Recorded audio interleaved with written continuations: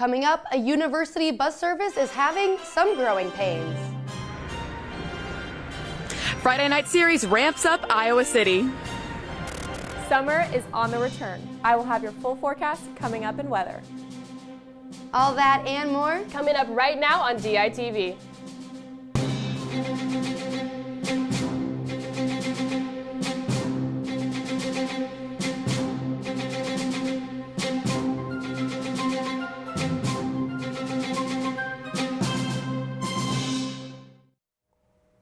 Good morning from Iowa City. It is Monday, September 8th, and I'm Hannah Lipsky. And I'm Linda Locko. And the third member of our team, Morgan Burhans, is live in the studio to tell us today's weather story. Morgan, how are things feeling? Thanks, ladies. Today will be a beautiful day to kick off our week. It is currently a brisk 55 degrees. Taking a look at the Pennacrest, we can see that the rest of the day we will have mostly sunny skies with a high near 77. The wind is expected to be in the 5 to 15 mile per hour range. Tonight it will cool down with temps around 55 degrees. Looking to tomorrow, the skies will be mostly sunny with a high near 79. These next couple of days will be perfect for studying outside. I'll toss it back to the desk.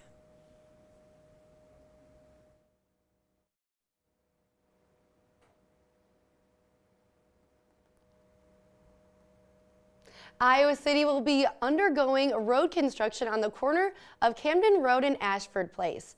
Starting this morning, the construction has created a detour, and transit will not be stopping at its regular location. Instead, it will stop at 6 alternative stops to nearby intersections. The detour is estimated to last 2 weeks. Updates can be found on the transit app or seen on the Iowa City website.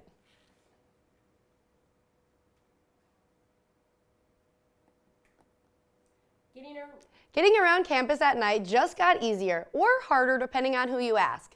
DITV's Gepetty Mutumba gives us a look into how students feel about changes to the university's night ride. I don't like night ride anymore. I think it sucks. It looks like some students missed the old night ride. This semester, UI Campus Safety's late night transportation service is going to be looking a little bit different. Previously, students were able to ask for rides from any intersection within 3 miles of campus between the hours of 10 p.m. and 5 a.m. We thought it was time to kind of take a second look at that and see what we could do to provide a more reliable service for students. Now students have the option of 2 fixed bus routes operating from 9 p.m. to 4 a.m. Campus Safety says that student feedback and increased demand caused the change, but it looks like students are still unhappy. I don't like the new shuttle system. Yeah. It takes too long. I feel like with 2 vehicles, you said, going around an area, it is probably going to be about the same. For first-year Skylar Schneider, the new night ride system has had its ups and downs. One time it was really crowded and they actually didn't let us on, so we had to walk all the way back to Mayflower. Campus Safety says they're still adjusting to the changes themselves. Once we kind of get everything set and get some more practice under our belt, the goal is that this will, one, reduce wait times for folks, and will also provide a more reliable and predictable service. For students who miss night rides door-to-door option, the Hawkeye Late Night Uber Voucher Program has been revamped. For that service, we expanded the time, so it's 9 p.m. to 5 a.m., and we also expanded that service area where it was 3 miles before, and now goes out 5 miles. Well, we'll have to wait and see if students warm up to the night ride changes. In front of the University Capitol Center, Kabidi Mutumba, DITV. Johnson County is redistricting supervisor seats. This comes after a new Iowa law requires counties housing a public university to elect county supervisors using district representation. Supervisors are currently elected at an at-large model by a majority of county residents rather than a specific district. The county will be separated into 5 equal district populations. The new map will be drawn before the end of the year. September marks the final month of Summer for Art. We'll send it out to Kate Vernon, who has a live downtown at the Penn Mall with more. Thanks, guys. I'm here in Iowa City downtown near the Penn Mall stage where the Iowa City Concert Series takes place every Friday. This series has showcased an abundance of musical artists from around the Iowa City area. The Penn Mall shows are great because it's like all ages chance to get everyone here. There's kids and families that come out, whereas when we normally play bars and stuff, we don't have that opportunity. So it's really cool to share our music with the whole community. community. The concert series not only provides a great opportunity for a band to connect with music lovers, but it also brings people of the Iowa City area closer together. I think it's really nice because once you bring people out here, you have this big eclectic mix all coming in together. Concerts end and now everyone's already downtown. Through connecting a community, the concert series has also established Iowa City as a huge supporter of creative minds. Arts are a vital part of this community, they always have been, and just a really good opportunity for people that don't necessarily want to go inside and sit in a bar or stand in a bar and watch music. Just come dance and have fun.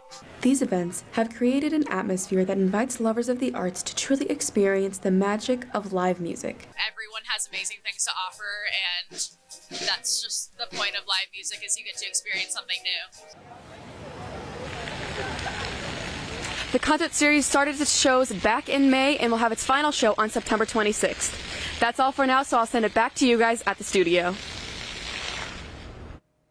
The death of a Brewer movie producer sat down with DITV's Grace Lathrop. Now let's take a look to learn more about the brains and heart behind the film. My name is Doug Alberhaske. I am the store manager and owner of John's Grocery. I started working here when I was 6 and haven't looked back since.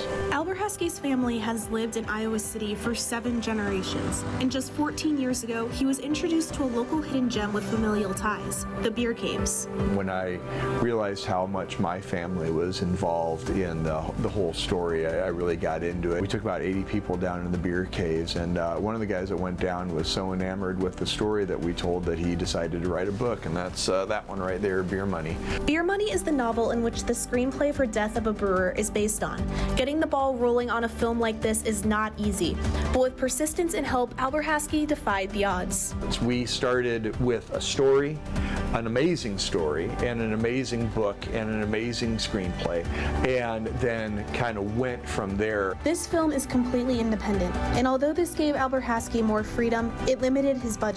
But with an incredible casting crew and the help from the local community, anything was possible. I really love the fact that they said that, you know, we're making a $20 million movie for under $2 million. And it was because of our sets, because of our locations. We were at the old Capitol, we were at St. Mary's, we're up in Oakland Cemetery, we're at the Vonnegut House. Alberhaske expressed his immense gratitude for the Iowa City community and has big hopes for the film's future. I really think that this is going to do for the beer industry what Field of Dreams did for baseball. The fact that a bunch of rookies absolutely nailed it out of the park kind of shows you know, what the Iowa work ethic is, and the fact that we can do anything if we put our mind to it. And as an optimist, remember, make your optimism come true is truly one thing that I believe in, and we truly do. The official trailer for the film will be released at the Great American Beer Festival on October 8th. This is Grace Lathrop, DITV Arts and Culture. A brand new arts festival launched over the weekend, drawing in crowds from all over right here in Iowa City. DITV's Julia Rhodes and Liz Schultz show us how this new event brought artists and audiences together. I'm here at the Iowa Conservatory, one of the many venues where the Iowa City Songwriters Festival is giving performers a chance to share their original music and voices. The event kicked off on a Thursday with a welcome dinner for the musicians and VIP guests at the Trumpet Blossom Cafe, where Brian Johannesson explained the original idea behind the festival. I want to celebrate songwriting the way that poetry, fiction, and nonfiction is celebrated in this town. Not that it's ever been shunned. There have always been crossover between the writing community and the songwriting community. But I want to see an MFA in songwriting at the university. The night then transitioned into the main focus of the festival, which was hearing new, old, and in-progress songs from musicians around the world. Courtney Marie Andrews and Deb Talon were the first to share their work with the audience.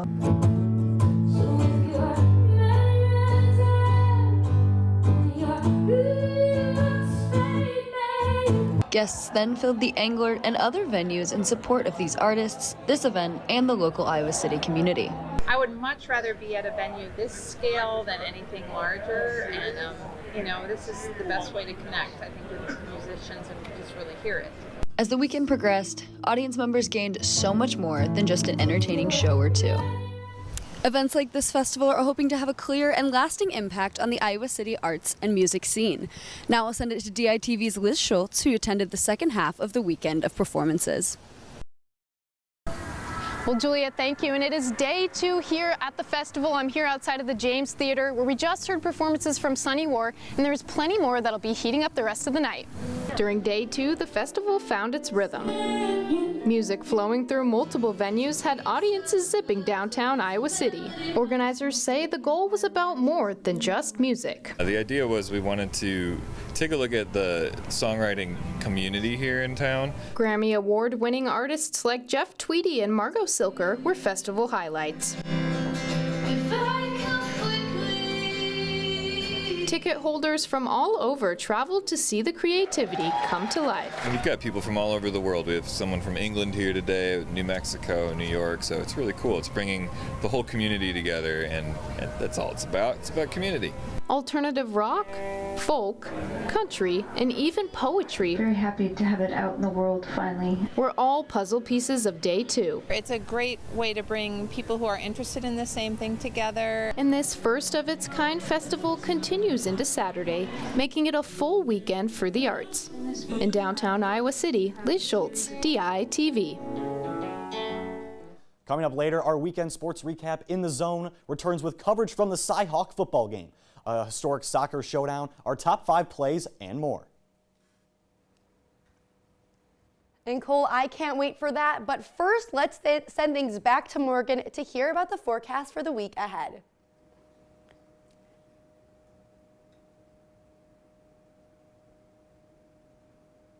Thanks, guys. It looks like summer is visiting us one last time this week. Overall, we can expect a dry week with lots of sun. On Tuesday, skies will be clear and sunny with a high of 79 degrees. Wednesday will be a great day to get outside as temperatures will warm up at 85 degrees and sunny. Make sure to wear your sunglasses on Thursday as the UV index is expected to be a 7 with temperatures around 87 degrees. On Friday, temps will stay consistent at 87 degrees and mostly sunny. Bring out your sunscreen for the game on Saturday as it will be a hot one. Temperatures will strike 88 degrees. It looks like we might need to pull back out our summer wardrobe again. Make sure to get outside this week as this may be the last week of summer. Well, thanks, Morgan. And, you know, I was ready for some fall weather with this football season, but hey, this is Iowa. Right, and soon enough, winter's going to happen, and I'm dreading that. Oh, yeah. But thank you for joining us online or listening on KRUI 89.7 FM. We're here live from Iowa City every Monday, Wednesday, and Friday at 8:30 a.m. and online anytime at dailyiowan.com. For all of us here, thank you for tuning in. And stay tuned right after this for DITV Sports In the Zone. Stories occur every day, and here at DITV, we've got you covered with up-to-date news and politics. We are anxiously waiting for those votes for not only the national election, but here in District 1. Community members protest and stand for science. Keeping highlights and scores with Hawkeye Sports. Advancing to the quarterfinals, Iowa looks to boost their overall placement and their way into the semis. It's Iowa's second road win of the season, first since September 21st. And of course, all the latest in entertainment. Sit back, relax, and here's the word on the street. I'm here at the Alan McVeigh Theater where a unique performance. Here at DITV, we've got a crew bringing you all the stories from across the nation and right here in your backyard. From the Iowa State Fair. In Nashville, Tennessee. From downtown Iowa City. From Carver Hawkeye Arena. And bringing all the coverage straight to you live on Monday, Wednesday, and Friday mornings. Around the University of Iowa and Iowa City community, we have the stories that matter to you here at DITV.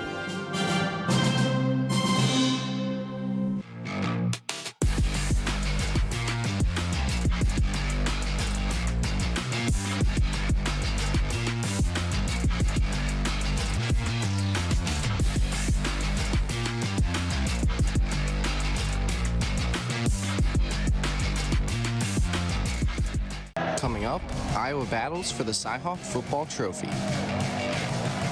And later, Iowa volleyball is off to an historic start.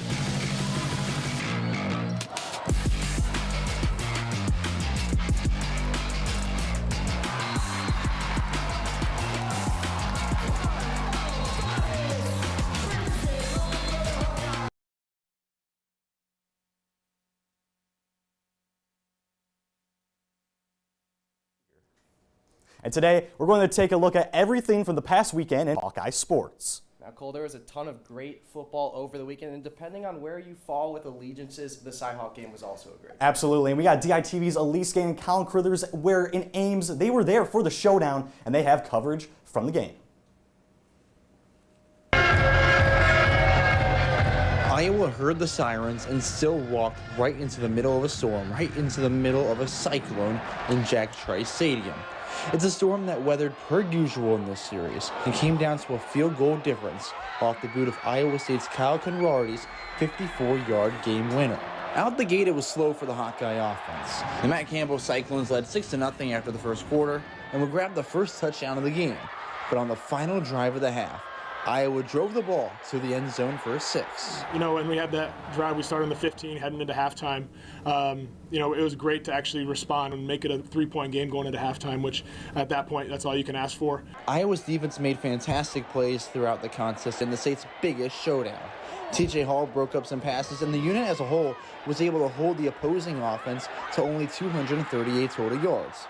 However, this stat doesn't matter to this group, especially when the Cyclones get to keep the main prize. The only stat I care about is winning, to be honest with you. But, you know, to their credit, they're a great offense. Iowa QB Mark Gronowski couldn't get much off the ground either in the second half, as the only score was a singular field goal. He now holds the record for the fewest passing yards by a Big Ten quarterback in the first 2 games of a season with 127 yards.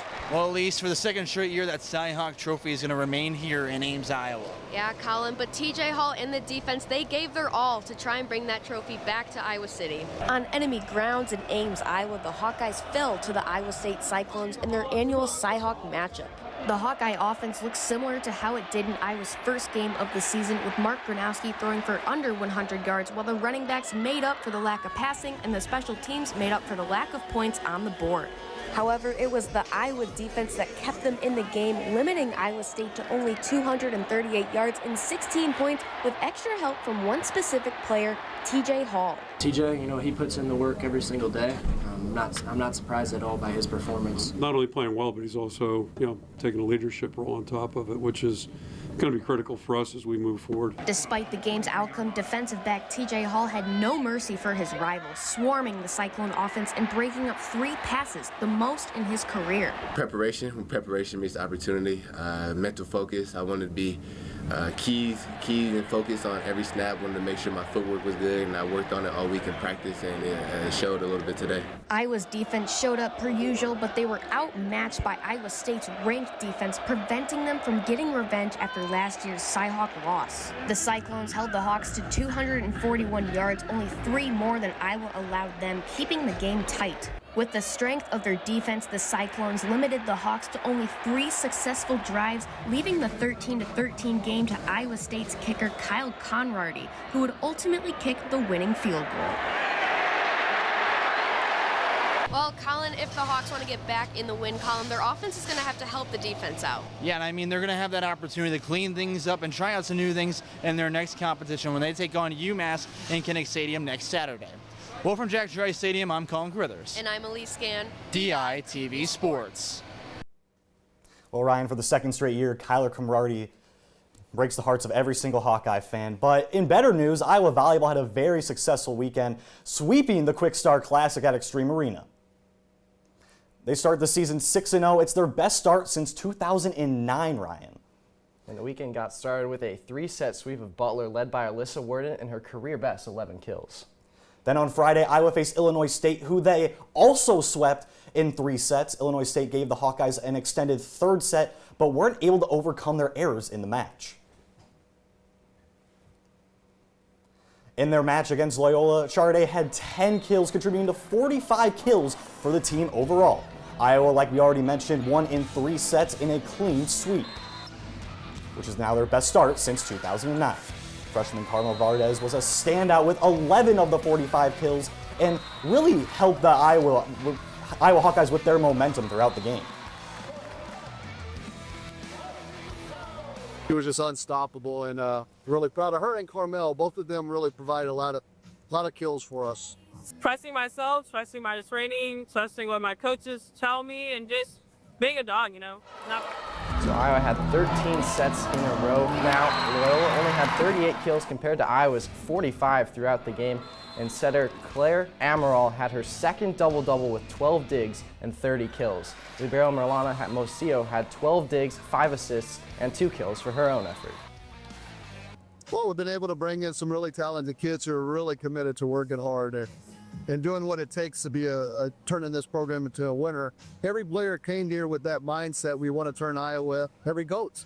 Today I felt like it was like the first time we all did like pretty good. Yeah. So I think if we're gonna do that, we're gonna be able to win a lot of games. Now, Ryan, continuing with the winning trend, Iowa picked up a huge win in the Cyhawk series last week in Iowa soccer, and they continued the winning trend, taking a 5-0 win over Missouri State to now move to 5-1-1 on the season. Leanna Tarasco sparked things for the Hawkeyes, scoring 2 minutes into the game, but Kelly McGorty dominated the rest of the match, scoring 4 of Iowa's 5 goals. The grad student split her success in the pitch, scoring 2 in the first half and 2 in the second. McGorty is the first player in program history to score 4 goals in a single match, while being the 10th player in program history to score a hat trick. The Hawkeyes will begin Big Ten play on Friday, starting with the Northwestern Wildcats. Now, Cole, you know I love my soccer, and 5-0, that is no joke, even against a team like Missouri State. Well, let's move over to field hockey, where the Iowa women's field hockey team dominated in their match against Queens. It's been a big weekend for Hawkeye sports. University of Charlotte yesterday afternoon. The sun was shining, but that wasn't the only star to see at Grant Field yesterday, because Frederique Van Cleef got the Hawks started early with a breakaway goal in the first few minutes of the game. That was just the beginning of a stretch for the Hawkeyes where they scored 3 goals in 4 total minutes, got the Hawks rolling right away, and they tallied 1 more in the second to take a 4-0 lead into the half. But they didn't stop there, because Dion Van Olsum took over in the second half, one of the star players for the Hawks. She scored 3 of the 4 goals in the second half to contribute to 8 total on the game for the Hawks. 2 of them were via penalty corners, and the final was a penalty shot. They were gifted numerous opportunities with these penalty corners, but a good team takes advantage, and that's exactly what the Hawks do. There's a reason they're in the top 25 poll, and Millie Short able to add on another. Being on the attack so much meant that Queens wasn't able to get many opportunities, but they only scored their 1 goal that they got in the game. And the Hawks will look to turn this into a full-on winning streak when they take on Miami of Ohio on Friday. Now switching over to the Lynx, Ryan, the Hawkeyes men's golf team season is now in full swing with their first tournament hosted at Tennessee National Golf Club this past weekend. 17 teams competed in the Visit Knoxville Collegiate. Iowa finished 18 over par, tying Chattanooga for 8th place in the 54-hole outing. Max Choa had the strongest performance in the black and gold, shooting 2 under. The Hawks flocked to the Windy City to play in the Highlands Invite next week. So as we mentioned, huge weekend for Hawkeye Sports. Absolutely. A lot of winning going on, and because there's so much winning, we got Jake Rios over at the wall. He's going to tell us about some standouts of the week. You guys are absolutely right, and even though fall's rolling around, the air is getting a little bit cooler. There have been 4 Hawkeye athletes in particular that have been heating up in the last week.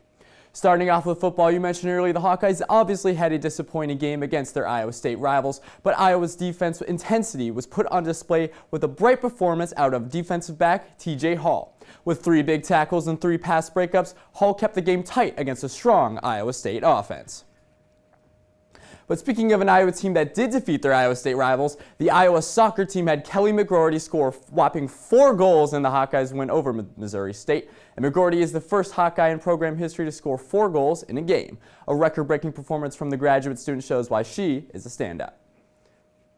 And speaking of big wins, Iowa volleyball swept the Chicago Loyola Ramblers thanks to Sharday Van Zat with 10 kills, including a huge block to seal the second set for the Hawkeyes. And finally, the women's field hockey team dominated Queens with an 8-1 victory, and Dion Van Aslem scoring 4 goals on just 8 shots. The junior from the Netherlands is a clear standout in another dominating win. There's so many Hawkeyes with elite performances, guys. You must have a tough choice between the top 5 selections. Jake, we absolutely do, and let's waste no time getting right into this top 5. We're going to start over in the Cyhawk game with Mark Gronowski and the Hawkeye offense. So coming in at number 5, Mark Gronowski leads the QB power, scores the only touchdown of the game for the Hawkeyes right at the end of the first half. That cut it down to a 13-10 game.